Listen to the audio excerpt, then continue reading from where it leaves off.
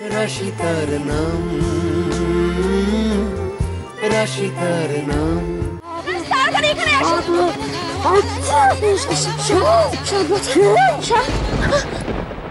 মা, এই তো আমি, এই তো মা তোমার সাথে আছে। কি হয়েছে সোনা?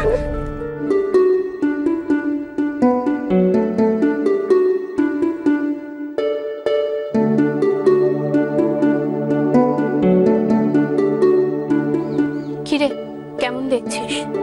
এখন অনেকটা ভালো।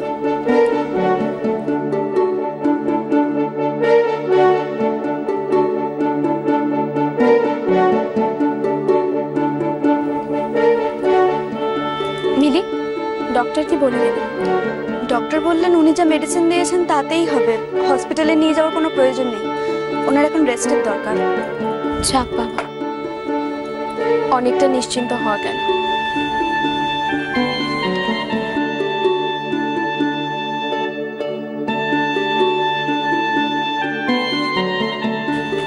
তুমি না থাকলে কি করে যে আমি ওকে এখানে নিয়ে আসতাম, কি করে যে আমি ওর চিকিৎসা করাতাম আমি জানি না, বিশ্বাস করো। এভাবে কেন বলছো? দেখো, বিপদের দিনে একজন মানুষ আরেকজন মানুষের পাশে থাকবে, এটাই তো স্বাভাবিক। কিন্তু তোমাদেরকে আমি ওই অবস্থায় দেখবো আমি আশাই করতে পারিনি। সবই ঠাকুরের ইচ্ছে, কিন্তু আমরা তোমাদের গলগ্রহ হয়ে থাকবো না। ডাক্তার তো বলেছে যে ও সুস্থ হয়েই গেছে, আমরা এখান থেকে চলে যাব। কিন্তু উনি তো এখনো পুরোপুরি সুস্থ হননি, ওনার তো সবে মেডিসিন দেওয়া শুরু হয়েছে। কিন্তু এভাবে এখানে কতদিন? যতদিন না উনি পুরোপুরি সুস্থ হচ্ছেন ততদিন এখানেই থাকতে হবে।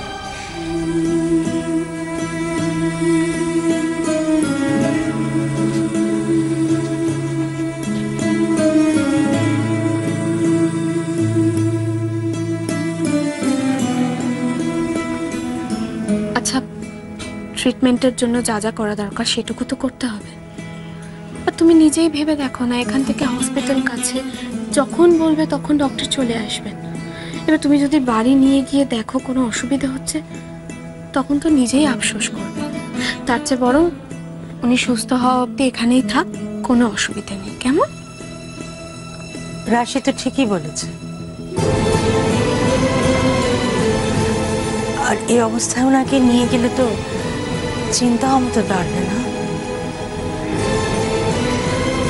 তাছাড়া রাশির এই এনজিওতে কত অচেনা অজানা মানুষের চিকিৎসা হচ্ছে, সেই জায়গা থেকেও তো তোমাদের সাথে আমাদের একটা সম্পর্ক থেকেই যায়, তাই না?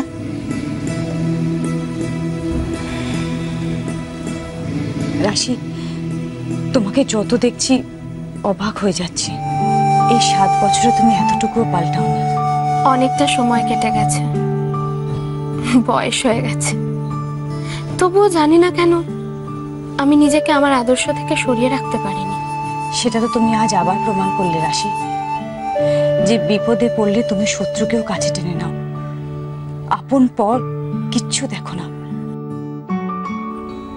আজ সবার সামনে স্বীকার করতে আমার লজ্জা নেই, আমরা তো তোমার কম ক্ষতি চাইনি, আর সেই আমাদেরকেই তুমি কাছে টেনে নিলে। তুমি প্রমাণ করে দিলে যে তোমার মন কত বড়। থাক না এখন এসব কথা, আমি তো সব কবেই ভুলে গেছি। কিন্তু আমি ভুলতে পারিনি রাশি, প্রতিটা মুহূর্তে ঘটনাগুলো আমাকে কুড়ে কুড়ে খায়। আমরা নিজেদেরকে পাল্টানোর চেষ্টা করেছি, প্রায়শ্চিত্ত করার চেষ্টা করেছি, কিন্তু বিশ্বাস করো, সব পাপের বোধহয় ক্ষমা হয় না। সব অন্যায় কাজ থেকে বোধহয় মুক্তি পাওয়া যায় না রাশি। কেন এসব ভাবছো? দেখো, তোমরা নিজেদের ভুলটা বুঝতে পেরেছো, যা করেছো তার প্রায়শ্চিত্ত করার চেষ্টা করছো, সেটাই তো অনেক। আর তাছাড়া আমার এই এনজিওতে এমনিতেও লোক দরকার। আমি কি বলি শোনো, উনি সুস্থ হয়ে যাওয়ার পর তোমরা এখানেই থেকো।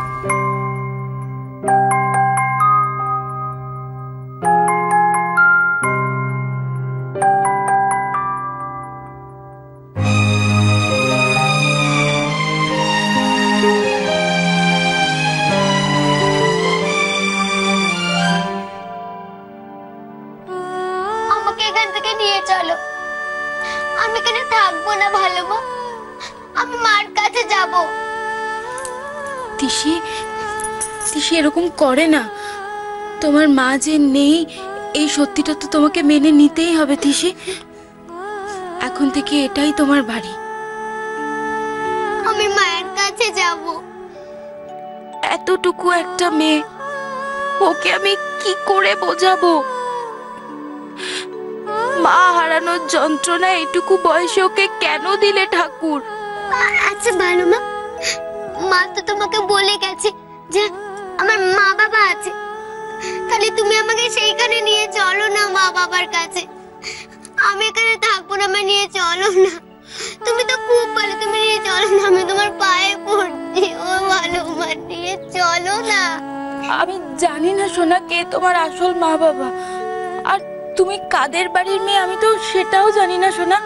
তাহলে আমি তোমাকে কার কাছে নিয়ে যাব বলো? এখন থেকে এটাই তোমার বাড়ি, আর এখানে যারা রয়েছে তারাই তোমার আপনজন।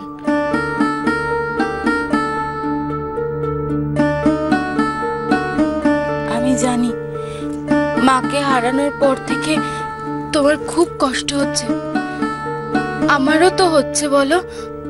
আমি তোমার মাকে কথা দিয়েছিলাম যে তোমার কোনো অযত্ন হতে দেব না, কোনো অবহেলা আমি হতে দেব না এখানে। তিশি, আমিও তো তোমার একটা মা, তাই না? আচ্ছা ভালো মা, আমার আসল মা আমায় কেন ফেলে দিয়ে চলে গেছিল বলো না? আমার মা তো আমায় কত ভালোবাসতো, আমায় কত ভালো মেয়ে বলতো, তাহলে আমার আসল মা আমায় কেন ভালোবাসেনি? জানি না সোনা, আমি সত্যিই জানি না। তবে এটুকু জানি যে যে ফুলালি মা তোমাকে জন্ম দেয়নি সে তোমাকে খুব ভালোবাসতো। একজন মায়ের তার সন্তানকে যা যা দেওয়া উচিত সেই সব কিছু উনি তোমাকে দিয়েছেন। হয়তো এভাবেই তোমার ভাগ্য গড়ে দিয়েছিলেন ভগবান। আমার আসল মা কোনোদিন আমার কথা মনেও করেনি। আমাকে জঙ্গলে ফেলে দেওয়ার পর আমাকে একবার দেখতে ইচ্ছেও করেনি। বলো না ভালো মা, মারা এরকম হয়? না সোনা, এরকম হয় না। তোমার এই প্রশ্নগুলোর কোনো জবাব আমার কাছে নেই। আমি সত্যি জানি না, সত্যি জানি না।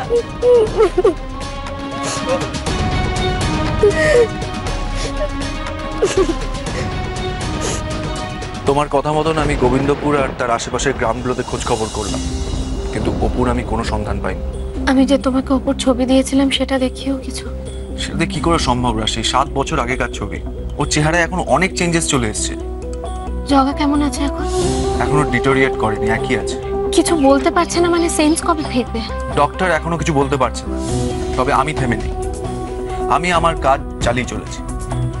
ওখানে যেই ফুলের দোকানগুলো আছে বা দোকানদাররা আছে সবাইকে আমি বলে এসেছি যে কোনো রকম খবর পেলে আমাকে যেন ইনফর্ম করে, আর আমার পুলিশ সিভিলে সব সময় ওখানে রয়েছে। অভিষেক, তুমি তো তোমার তরফ থেকে যথাসাধ্য চেষ্টা করছো, কিন্তু আমি ক্রমশ এভাবে আসলে কি বলতো, একের পর এক সব রাস্তা বন্ধ হয়ে যাচ্ছে, সব রাস্তা। আচ্ছা রাশি, বলছি তুমি আজকে ওই ফুলওয়ালির কাছে গেছিলে, সেখানে কি হলো? উনি কিছু বলার আগেই কিন্তু আমি নিশ্চিত, জানো তো, ফুলওয়ালি আমার অপুর ব্যাপারে কিছু নিশ্চয়ই জানতেন, কারণ মৃত্যুর আগে আমি ওনার চোখে মুখে কিছু বলার আকুতি দেখেছি। কিন্তু আমারই দোষ, আমি ওখানে এত দেরিতে পৌঁছে দিয়েছি। এত বছর পর জগাকে ফিরে পেয়ে ভেবেছি আমি আমার অপুকে নিশ্চয়ই ফিরে পাবো, একটা আশা আছে। কিন্তু না, আমি বুঝতে পারছি না কেন এটা আমার সাথে হচ্ছে। আমি কি দোষ করেছি? রাধামাধব কেন এভাবে আমার পরীক্ষা নিচ্ছে? কেন পরীক্ষা নিচ্ছে রাধামাধব? পারলে উনি পারবে। এত বছর ওনার কৃপায় কাটালাম, তুই ভরসা হারাস না মা।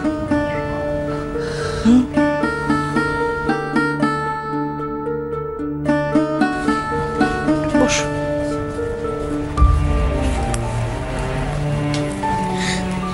মা আমি ভরসা হারাচ্ছি না, কিন্তু তুমি নিজে একবার বলো আর কত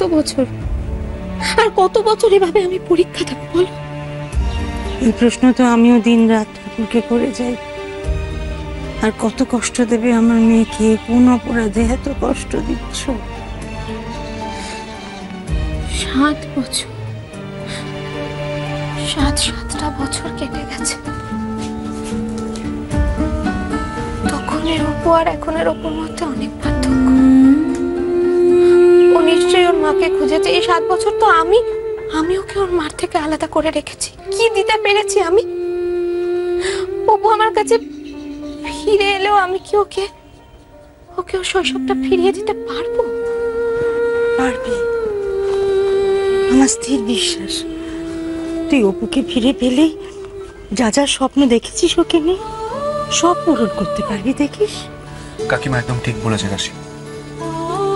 দেখবে খুব তাড়াতাড়ি তুমি অপুকে খুঁজে পাবে, খুব তাড়াতাড়ি।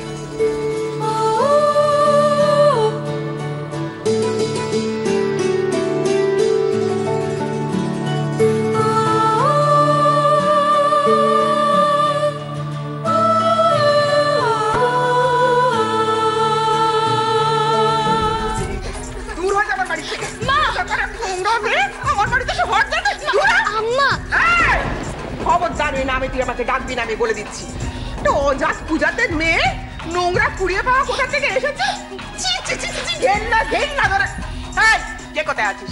জগদীশ, জগদীশ, এই দূর করো, দূর করে বাড়ি থেকে এই মুহূর্তে আমি বলছি। মা কোথাও একটা ভুল হচ্ছে, আমি আপনাকে সব বুঝিয়ে বলছি। মা একটু শুনুন আমার কথাটা। একটা কথা বলবি না তুই, একটা কথা বলবি না, তোর সব নিচে কথা আমার কানে গেছে, একদম কথা বলবি না। এই মেয়ে রাস্তার মেয়ে, কুড়িয়ে পাওয়া মেয়ে, ওর বাপ মায়ের কোনো ঠিক নেই, আমি বলে দিচ্ছি। আমার সমস্ত সংসারটাকে অপবিত্র করে দিল। আমার এত বড় ঘরে মা বাবা তোমাকে পয়সা করে দিলে নোংরা মেয়েটা আমার বাড়িতে আমি হতে দেবো না। তুমি চিৎকার চেঁচামেচি কেন করছো? কি হয়েছে নাকি? জগদীশ, তুই আমার পেটের ছেলে হয়ে তুই এত বড় বেইমানি করলি আমার সাথে? তুই এই মেয়েকে কোথা থেকে এনেছিস বল? কোথা থেকে কুড়িয়ে পেয়েছিস এই মেয়েটাকে? মা আপনি এসব কি বলছেন বলুন তো? কি বলছি বাছা? তুমি কি দেখো এই মেয়েকে ঘরে তুলেছিলে বলো দেখিনি? কি হয়েছেটা কি? কি মেয়েটা মাটিতে পড়ে গেল? খবরদার ওকে ছবে না তুমি, আমি বলে দিচ্ছি। একটা অজাত পূজাতের মেয়ে আমার সমস্ত সংসারটাকে অপবিত্র করে দিল। আমার ঠাকুর ঘর, আমার রান্নাঘর, আমার হেসেল সবকিছু চেঞ্জ করে দিল। শোনো তুমি আমার কথাটা শোনো। আমার মনে হয় তোমার কোথাও ভুল হচ্ছে। ভুল মানে? শোনো, আমি যে ওই মেয়েকে এখানে নিয়ে এসেছি, আমি তো খোঁজ খবর করেই তো অর্জুনের সাথে বিয়ে দিয়েছি। ব্যাস, তাহলে তো হয়েই গেল। খামোকা তুমি ঝামেলা করছিলে। তুমি থামো, একদম থামো। তুমি একটাও কথা বলবে না। আমি বড় খোকার সাথে কথা বলতে চাই। বড় খোকা, কোন পরিচয় দিয়ে ঘরের বউ করে এনেছিস ওকে বল দেখিনি? ফুলবালির ফুলবালির মেয়ে, একটা গরিব ফুলবালির মেয়ে। ব্যাস, বাবা নেই, বাবা হয়তো কোনো কারণে মারা গেছে, এইটুকুই। আরে বাবা, ফুলবালি বলে তো তার তো জাত নেই, এটা তুমি বলতে পারবে না। আমাদের গোবিন্দপুরেও খুব ভালোভাবে পরিচিত, ভালো মানুষ বলে পরিচিত। বাবা, তুমি তো ওই ফুলবালিকে চেনো। তুমি যখন ওই গোবিন্দপুরে গেছো তখন ওই ফুলবালিতে তুমি ফুল কিনে পুজো দাওনি? তুমি খুব ভালোভাবে চেনো মা। আরে বাবা, জানতাম চিন্তাম বলে তো ওই মেয়েকে ঘরের বউ করে তুলেছি আমি। কিন্তু ওই মেয়ে গিরিবালাকে বোকা বানিয়েছে। শুধু তাই নয়, তোমার মতন ঝানু ব্যবসায়ীকে বোকা বানিয়েছে সে। মানে কি করেছে সেটাকে বলো, কি করেছেটা কি সেটা জানো? মা আপনি বলুন, ওই মেয়ের সমস্ত বজ্জাতি আপনি বলুন, আমরা সবাই শুনবো। হ্যাঁ বলো। ও ফুলবালির মেয়ে নয়, ওকে একটা কুড়িয়ে পাওয়া মেয়ে। জঞ্জাল থেকে কুড়িয়ে এনেছে ওকে, বুঝলি? অজাত পূজাতের মেয়ে। আর এমন মেয়েকে আমি কিছুতেই আমার ঘরে তুলবো না, কিছুতেই না।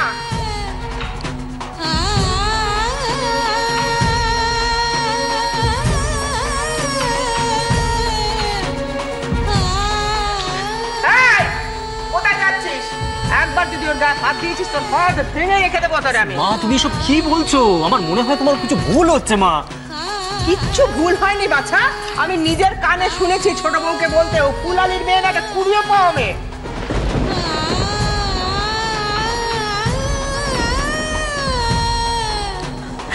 দেখেছো, শুনলে তো তোমরা সবাই? হ্যাঁ, এই মেয়েকে আমার প্রথম দিন থেকেই অপছন্দ ছিল। একটা হাড়ে বজ্জাত মেয়ে, পয়সার লোভে এই বাড়িতে ঢুকেছে। দিদি তুমি এগুলো কি বলছো? অর্জুনের ভালোর জন্য তো ওকে তোমরা জোর করে বিয়ে দিয়ে যাও। ফুল আলী পয়সার লোভে আমাদের ঘরে চাপিয়ে দিয়েছে, তাতে কোনো দোষ হয়নি। দূর করে দে মেয়েকে। যাক, এতদিনে আমার আশা পূর্ণ হলো। এই মেয়ে তাহলে আজই বিদায় হবে। উফ, ঠাকুর আমার কথা শুনেছো গো তুমি? তুমি এটা কি বলছো মা? ওইটুকু একটা বাচ্চা মেয়ে, ও এই বাড়িটা ছেড়ে কোথায় যাবে বলো তো? ওর তো আমাদের ছাড়া কেউ নেই না, বলো তাই না?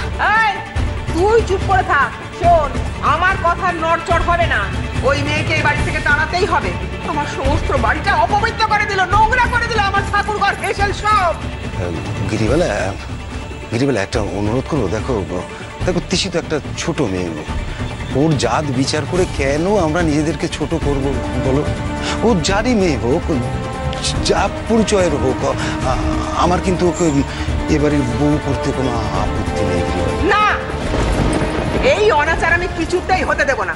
এই বাড়িতে নয় ও থাকবে, নয় আমি থাকবো। কেন? আমার নাতি অর্জুন কি ফেলনা নাকি? হ্যাঁ, ওর বউ জুটবে না, আমি আবার বিয়ে দেবো। তবু ওই মেয়েকে আমি ঘরে রাখবো না, আমি বলে দিলাম।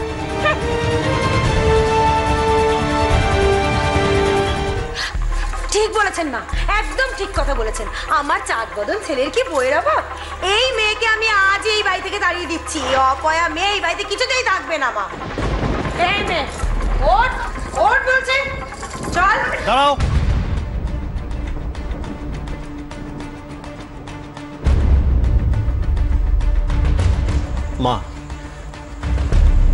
মা তুমি আমার সব কথাটা শোনো। আজকে আমি যা করেছি সেগুলো কিন্তু আমার নিজের সকাল্লাদ মেটানোর জন্য করিনি মা। আজ আমি যা করেছি সব কিন্তু গুরুমার কথা অনুযায়ী করেছি। তুমি তো সব জানো মা। গুরুমা? হ্যাঁ, আজ গুরুমার কথা অনুযায়ী তো আমি আমার ছেলের সঙ্গে ওই তিশির বিয়ে দিয়েছি, যাতে আমার ছেলের মাথার উপর থেকে অত বড় একটা মৃত্যুর ভাড়া কেটে যায়।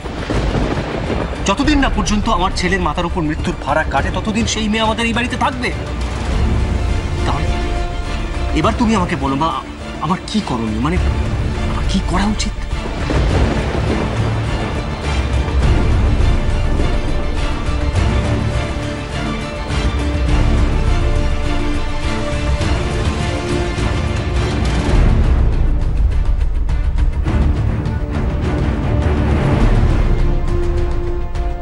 বেশ, তবে তাই হোক, থাক ওই মেয়ে বাড়িতে। তবে এই বাড়িতে বাড়ির সদস্য হয়ে না, কাজের লোক হয়ে থাকবে।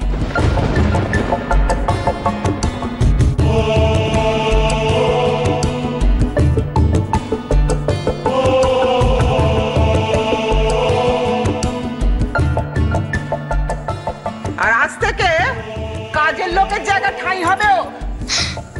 আর ওর হাতে আমি জলস্পর্শ করবো না।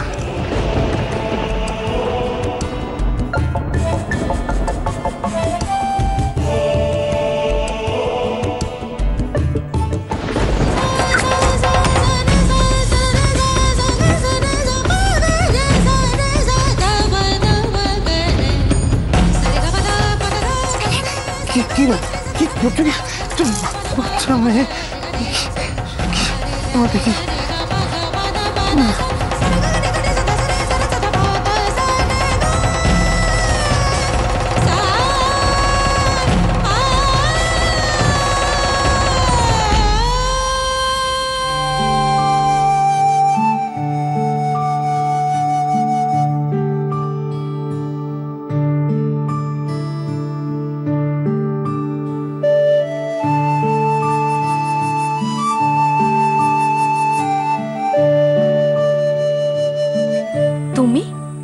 রাশিদ, তোমার সাথে আমার একটু কথা ছিল। কি কথা?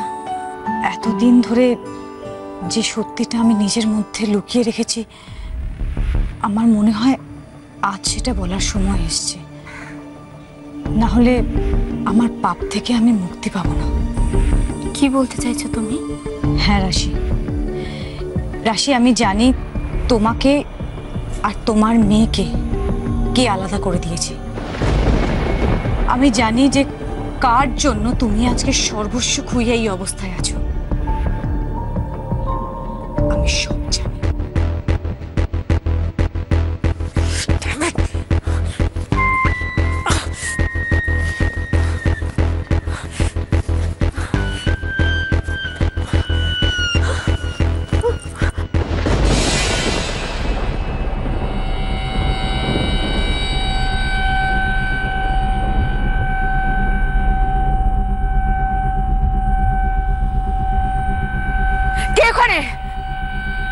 আমাকে এখানে কেন নিয়ে এসেছো?